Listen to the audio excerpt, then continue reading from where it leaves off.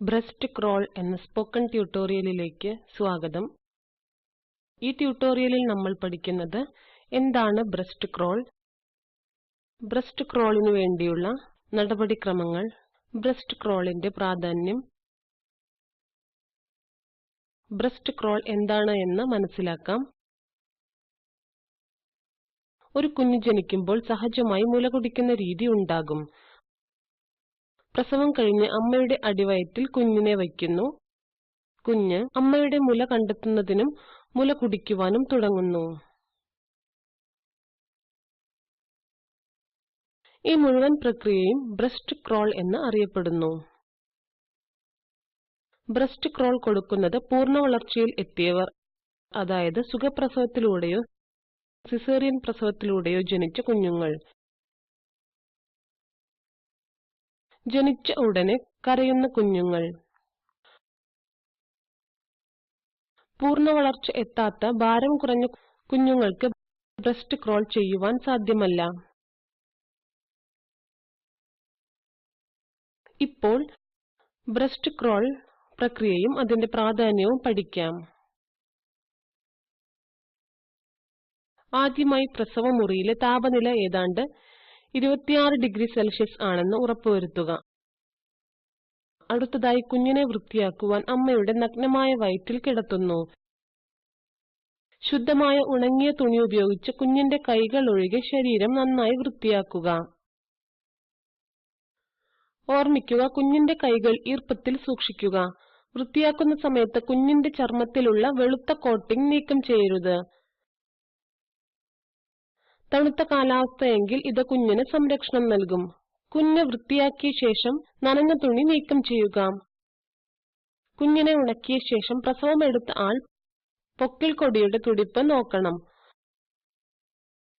തുടിപ്പ് നിന്നാൽ പൊക്കിൾ കൊടി മുറിക്കാം. അടുത്തതായി അമ്മയുടെ നഗ്നമായ അടിവയറ്റിൽ കുഞ്ഞിന്റെ വയർ തൊടും വിധം വയ്ക്കുക.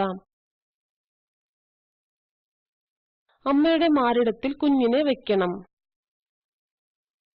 കുഞ്ഞിന്റെ വായ അമ്മയുടെ മുലയുടെ താഴെയായിരിക്കണം. ഇപ്പോൾ കുഞ്ഞിനെ ബ്രസ്റ്റ് ക്രോൾ ചെയ്യുവാൻ പാകത്തിൽ വെച്ചിട്ടുണ്ട്. നവജാത ശിശു മുന്നോട്ട് നീങ്ങുന്നത് സ്വാഭാവികമാണ്. അമ്മയുടെ മുലയ്ക്കു നേരെ കുഞ്ഞിന് എളുപ്പത്തിൽ നീങ്ങാം. അടുത്തത് ചൂട് നിലനിർത്തുവാൻ കുഞ്ഞിനെയും അമ്മയെയും ഒരു വൃത്തിയുള്ള ഉണങ്ങിയ തുണി ഉപയോഗിച്ച് മൂടണം.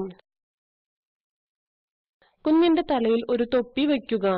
ദയവായി ശ്രദ്ധിക്കുക, ഈ ചിത്രങ്ങളിൽ തൊപ്പിയും തുണിയും ഞങ്ങൾ കാണിച്ചിട്ടില്ല. ഇത് ബ്രസ്റ്റ് ക്രോൾ സമയത്ത് കുഞ്ഞിന്റെ സ്ഥാനം കൃത്യമായി നിരീക്ഷിക്കുവാൻ നമ്മെ സഹായിക്കും. കുഞ്ഞിനെ തുണി കൊണ്ട് മൂടി അമ്മ കൈകൾ ഉപയോഗിച്ച് കുഞ്ഞിന്റെ പുറംവശത്ത് സപ്പോർട്ട് കൊടുക്കുക. ബ്രസ്റ്റ് ക്രോളിന് സഹായിക്കുന്ന കുഞ്ഞുങ്ങളുടെ കഴിവുകൾ നോക്കാം. പ്രസവം കഴിഞ്ഞ കുഞ്ഞ് വളരെ ഉഷാറിലും ജാഗ്രതയോടെയും ആയിരിക്കും. കുഞ്ഞിന്റെ കൈകളുടെ വാസന നുണയുവാൻ ഉത്തേജനം നൽകും.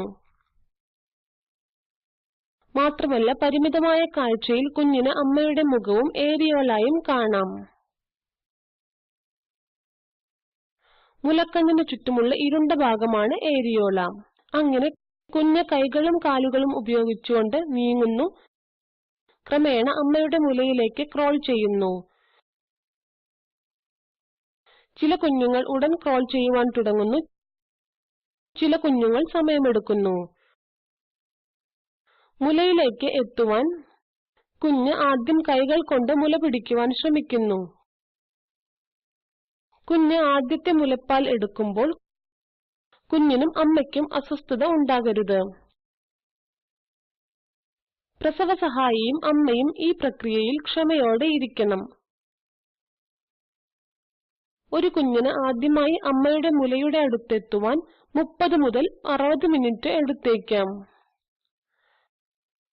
ആദ്യമായി മുലയൂട്ടുമ്പോൾ കുഞ്ഞ് വായിൽ വിസ്തൃതിയിൽ തുറന്ന് അമ്മയുടെ മുലയിലേക്ക് ആഴത്തിലേക്ക് അടുത്തിരിക്കും. മുലയൂട്ടിയ ശേഷം കുഞ്ഞിനെ അതേ പൊസിഷനിൽ 1 മണിക്കൂറോളം വയ്ക്കുക. അങ്ങനെ ചെയ്യുന്നത് അമ്മയും കുഞ്ഞും തമ്മിൽ കൂടുതൽ ബന്ധം ഉണ്ടാക്കുന്നു.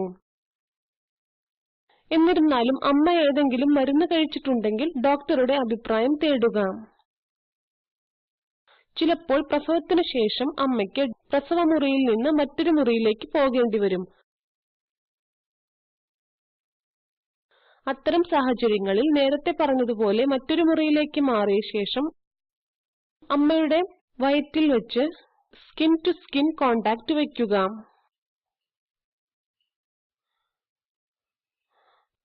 സിസേറിയൻ സെക്ഷനിൽ ജനിച്ച കുഞ്ഞുങ്ങളുടെ ബ്രസ്റ്റ് ക്രോളിനെ കുറിച്ച് ചർച്ച ചെയ്യാം.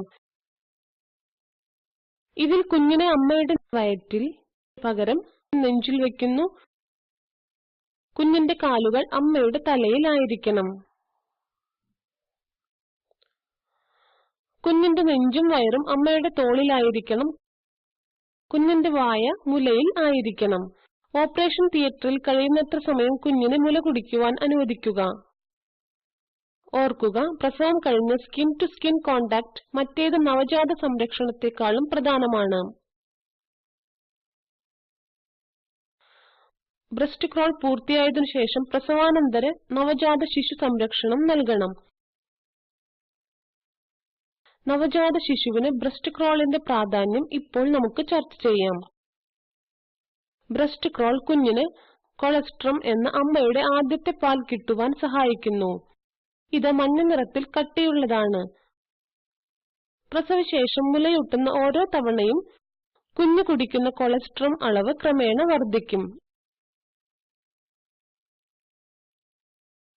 ആദ്യ ദിവസം കുഞ്ഞ് 5 മില്ലിലിറ്റർ കുടിക്കും. രണ്ടാം ദിവസം 10 മില്ലിലിറ്റർ, മൂന്നാം ദിവസം 25 മില്ലിലിറ്റർ, നാലാം ദിവസം 40 മില്ലിലിറ്ററും 5-ാം ദിവസം മുതൽ ഓരോ മുലയൂട്ടുന്ന സമയവും 55 മില്ലിലിറ്റർ വരെ കുടിക്കുന്നു. നവജാത ശിശുവിന് ഇത് ധാരാളമാണ്. അതുകൊണ്ട് കൊളസ്ട്രം ഒഴികെയുള്ള എന്തെങ്കിലും കുഞ്ഞിന് നൽകരുത്. ഒരു കുഞ്ഞിന് നൽകുന്ന ആദ്യത്തെ കുത്തിവയ്പ്പാണ് കൊളസ്ട്രം. ഒരു ശിശു രോഗപ്രതിരോധ ശക്തി വർദ്ധിപ്പിക്കുന്ന അണുബാധയെ തടയുന്ന പ്രോട്ടീനുകൾ അതിൽ അടങ്ങിയിരിക്കുന്നു. പ്രസവത്തിനു ശേഷം കുഞ്ഞിന് കിട്ടുന്ന ഊർജത്തിന്റെ ആദ്യ സ്രോതസ്. കൊളസ്ട്രം കുറഞ്ഞ ഗ്ലൂക്കോസ് ലെവൽ തടയുന്നു. ഒരു കുഞ്ഞിന്റെ മറ്റ് ശരീരപ്രക്രിയകൾ നടത്തുവാൻ ഇത് സഹായിക്കുന്നു. ആരോഗ്യകരമായ മസ്തിഷ്ക വികസനത്തിന് ഇത് സഹായിക്കുന്നു.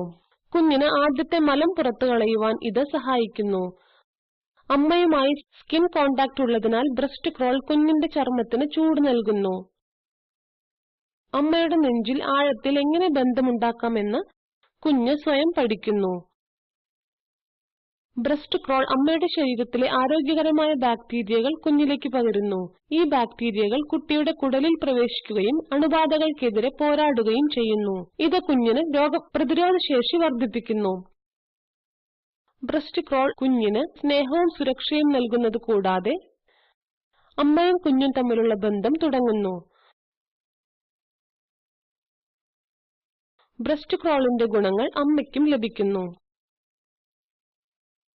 ഒരു കുഞ്ഞിന്റെ കാലിന്റെ ചലനങ്ങൾ അമ്മയുടെ ഗർഭപാത്രത്തിൽ സമ്മർദ്ദം ചെലുത്തുന്നു.